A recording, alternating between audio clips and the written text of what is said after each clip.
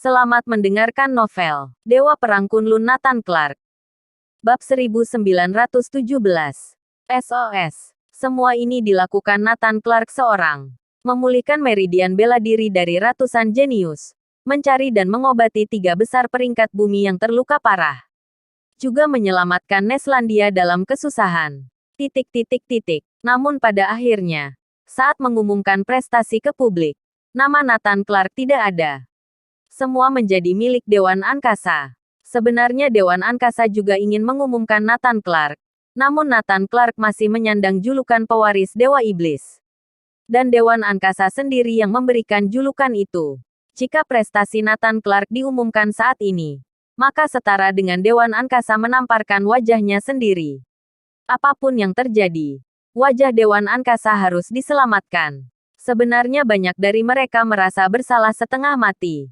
Tapi demi harga diri, untuk sementara waktu tidak bisa mengatakan tentang keterlibatan Nathan Clark dalam hal ini. Beruntung, Nathan Clark tidak menganggapnya serius. Lagi pula, wajah institusi bela diri kuno yang paling kuat di Neslandia harus memiliki harga diri. Dia juga ingin tetap rendah hati. Semakin banyak masalah, semakin merepotkan. Ratusan jenius sulit menerimanya. Selama ini, mereka telah menganggap Nathan Clark sebagai seorang guru. Nathan Clark lah yang memberi mereka harapan untuk dilahirkan kembali. Sama seperti Aaron Garrett dan yang lain saat itu. Masalah telah selesai. Tapi indeks bahaya Nathan Clark di mata kekuatan besar lain sekali lagi meningkat. Menjadi bahaya tersembunyi yang serius bagi semua orang. Sekali lagi kita mengetahui betapa menakutkannya Nathan Clark. Selama konferensi video, Richard berulang kali menekankan betapa menakutkannya Nathan Clark. Seluruh pemimpin pasukan Pulau Leste muram. Semua yang telah mereka susun dengan hati-hati hancur berantakan. Tidak hanya gagal menyingkirkan Nathan Clark, sebaliknya membuat dia mendapatkan pasukan Dewa Iblis. Sepertinya Nathan semakin kuat. Nathan Clark harus mati. Semua orang menggertakkan giginya. Dan bukankah Richard juga merasa seperti itu? Dia mengalami kerugian lebih besar dibandingkan dengan Pulau Leste. Selanjutnya, kita akan membutuhkan kerjasama kedua belah pihak. Bukan untuk merencanakan hal lain. Hanya merencanakan satu hal, bagaimana cara membunuh Nathan Clark. Richard sekali lagi menyebarkan undangan. Ya, kami setuju. Sekarang sepertinya tidak ada yang lebih penting dari membunuh Nathan Clark. Ya, kali ini kita harus membunuhnya dengan tangan kami sendiri. Beberapa kali mengandalkan orang lain hasilnya tidak berguna. Saran Richard. Mengerti. Kami mendengarkanmu selanjutnya. Kita akan melakukannya sendiri. Peluang di tangan sendiri lebih dapat diandalkan daripada di tangan orang lain. Kedua pihak mencapai sebuah kesepakatan. Kedua belah pihak benar-benar akan menunjukkan kartu terakhir mereka untuk membunuh Nathan Clark. Ketika pasukan Pulau Leste memiliki rencana untuk Nathan Clark dan Dewan Angkasa telah mengawasi mereka. Meskipun Dewan Angkasa tidak mengatakan apapun secara lisan, mereka sudah percaya bahwa Nathan Clark dijebak. Menganalisis kejadian sebelum dan sesudahnya, dan mencari petunjuk, dengan cepat mengetahui bahwa ada sebuah kekuatan yang menjebak dan mengincarnya. Terutama pada Liga Jenius yang hampir menunjukkan kekuatan Pulau Leste. Menyesal, penyesalan yang tidak ada habisnya. Bagaimanapun, mereka tidak pernah menyangka selama periode waktu ini musuh dari segala pihak telah melakukan begitu banyak hal. Dan perhatian mereka semua tertuju pada Nathan Clark. Kita memang berutang permintaan maaf kepada Nathan Clark.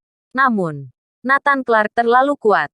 Beruntung dia bukan musuh. Merupakan berkah Neslandia memiliki Nathan Clark. Kalian dapat melihat masalah yang tidak bisa diselesaikan Dewan Angkasa. Telah diselesaikan olehnya. Segala macam pujian diberikan pada Nathan Clark pun tidak berlebihan.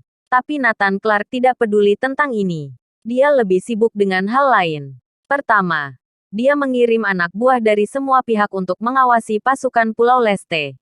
Terutama mendapatkan perkembangan besar dari Judas Franco.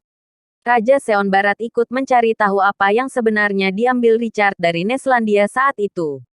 Selain itu, Nathan Clark sedang mempelajari kitab kuno untuk menemukan cara mengobati Kirana. Tidak mungkin mereka berdua tidak saling bertemu untuk selamanya. Bukan. Hari ini, Nathan Clark sedang mempelajari kitab kuno. Tiba-tiba dia menerima pesan permintaan bantuan. Masalah besar telah terjadi. Bab 1918.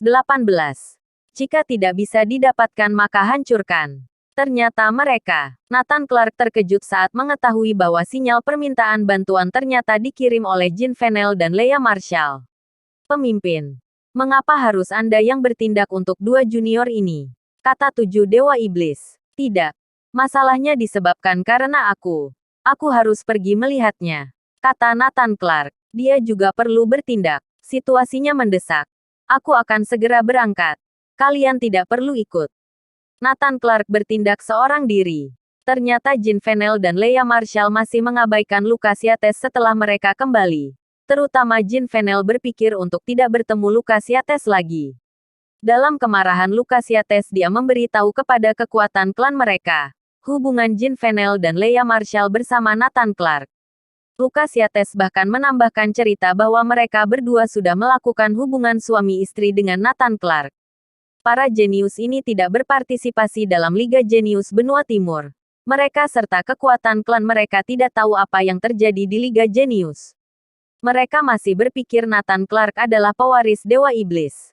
Jean Venel dan Leah Marshall berhubungan baik dengan Nathan Clark. Bahkan memiliki hubungan suami istri. Melanggar tabu besar.